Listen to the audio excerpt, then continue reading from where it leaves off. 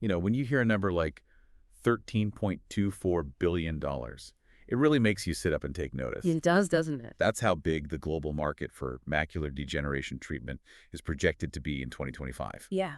It really underscores just how many people are impacted by this condition, losing their central vision. Absolutely. And it speaks volumes about the resources being poured into research and treatment, trying to find ways to help people keep seeing clearly. And that's exactly what we're diving into today. We've got a fascinating market report, one that looks all the way ahead to 2033. So for our listeners out there who, well, might not be as familiar with this, we're going to break down just how big this market is, where it's headed, and what's driving all the changes, in different regions and different treatment types. Yeah, there are some fascinating trends to unpack here, that's for sure. So let's start with that big number, 13.24 billion in 2025. What's the report telling us about where this market is going? Well, it's definitely not standing still. The report projects that by 2033, the global market for macular degeneration treatment will reach $26.77 billion. Wow, that's more than double in just 8 years. It is. It's a pretty dramatic increase.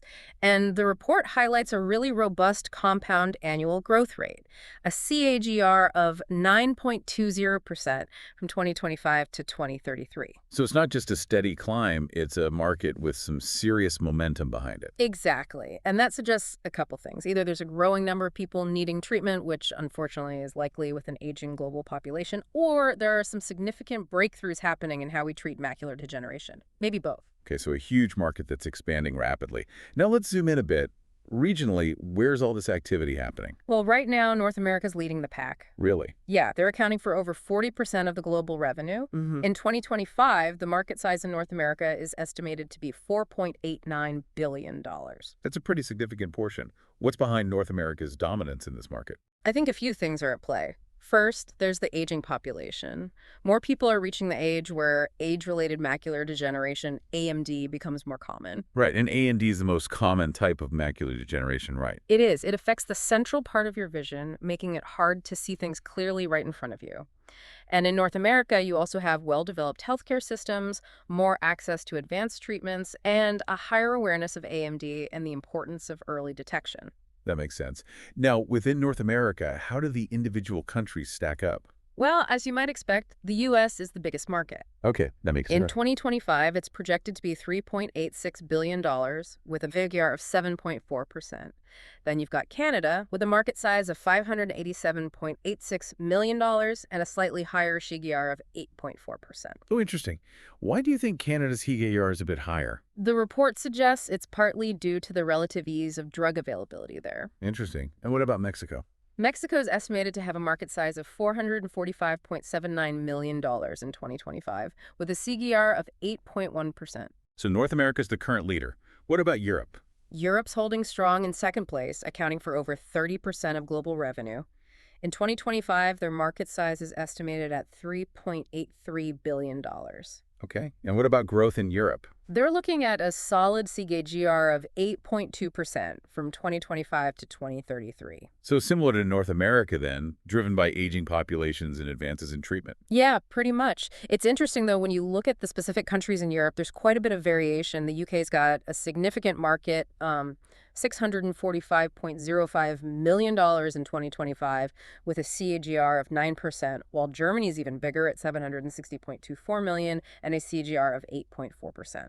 Then you have France, Italy, Russia, Spain, a bunch of others, each with their own market size and growth rate. It's like a whole different landscape across the continent. Yeah. Okay, so we've got North America and Europe. Now, a region that always seems to be on the move. Asia Pacific. Yeah, APAC is definitely one to watch. What's the report saying about that region? Right now, they're holding about 23% of the global market, with a 2025 market size of $3.17 billion. But here's the kicker. They're projected to grow the fastest, with a CAGR of 12%. 12%, that's huge. What's fueling that kind of growth in APAC? It's multifaceted, really. Like other regions, they have an aging population and a rising prevalence of AMD, but there's also a lot of progress happening there in terms of diagnostics, access to healthcare, and just general awareness of macular degeneration. So it's a combination of factors all coming together. Exactly. Can you give us a sense of some of the key players in APAC? Sure. China's the biggest market in the region, estimated at $1.33 billion in 2025, with a CAGR of 11.5%. Then there's Japan, South Korea, and notably, India. What about India? India is actually projected to have the highest growth rate in the region, a CAGR of 13.9% on a 2025 market size of $317.76 million. Wow, that's remarkable. It is. And then you have Australia, Singapore, Taiwan, Southeast Asia as a whole, all showing really strong growth as well. Okay, so a very dynamic region. What's the outlook for the other parts of the world? South America, the Middle East, Africa? Well, South America's got a decent chunk of the market, over 5% of global revenue. Their 2025 market size is projected to be $503.12 million with a CAGR of 9.9%. Solid growth. Yeah, and that's largely attributed to, you guessed it, aging populations, rising awareness of AMD, and improvements in healthcare systems. Brazil and Argentina are the major markets there. Okay, in the Middle East. They hold about 2% in the global market. Their 2025 size is estimated at $529.6 million with a CAGR of 10.5%. Their growth is mostly linked to an aging population and increasing awareness about macular degeneration. Saudi Arabia and the UAE are the key markets in that region. And what about Africa? Africa is currently at about 1% of the global market, $291.28 million in 2025, with a projected CAGR of 9.5%. Their growth potential, according to the report, hinges on increasing awareness and improving healthcare infrastructure and access. South Africa is the largest market on the continent. So we're seeing a real global picture here.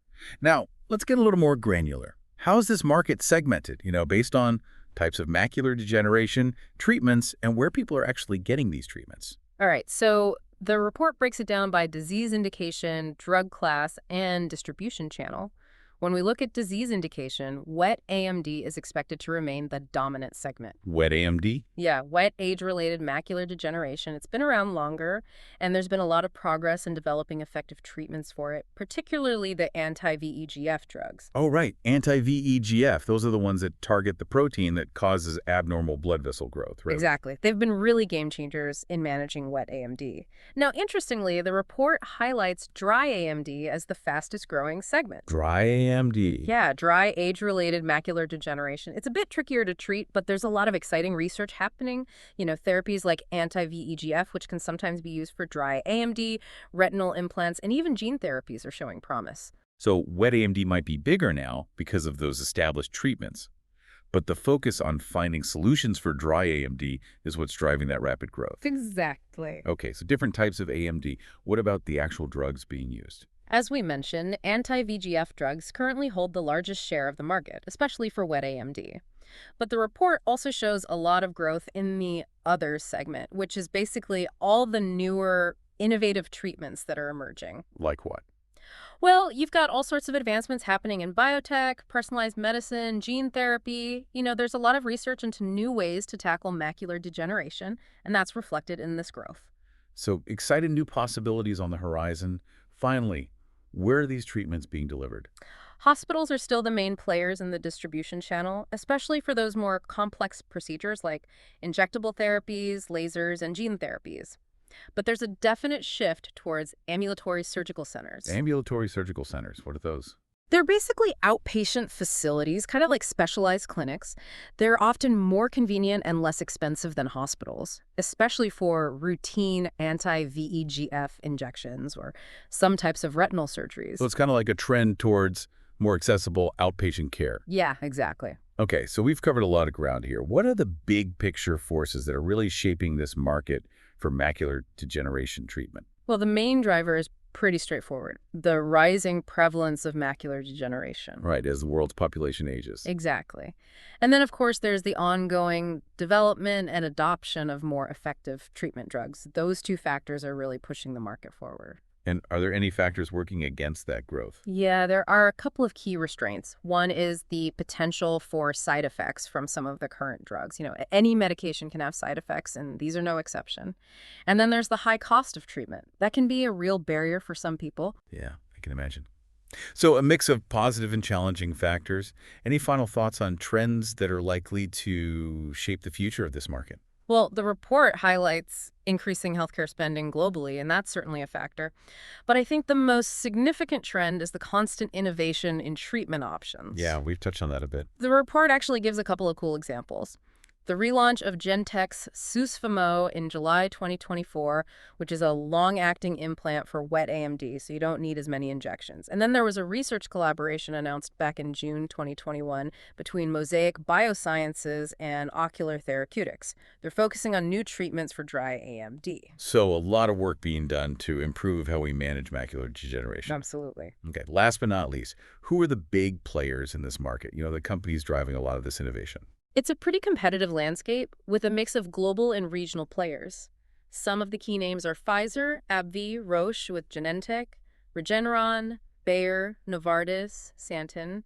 They dominate the market through their product portfolios, distribution networks, and of course their research and development efforts. Okay, so let's sum it all up for our listeners. We've explored this fascinating market for macular degeneration treatment, and it's clear it's a significant force in healthcare today.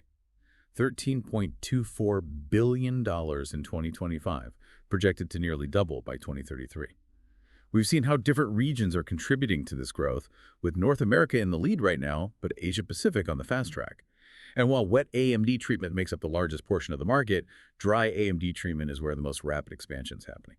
And we can't forget the role of those anti-VEGF drugs. They've been pivotal in managing wet AMD, but we're also seeing a surge in other innovative treatment approaches.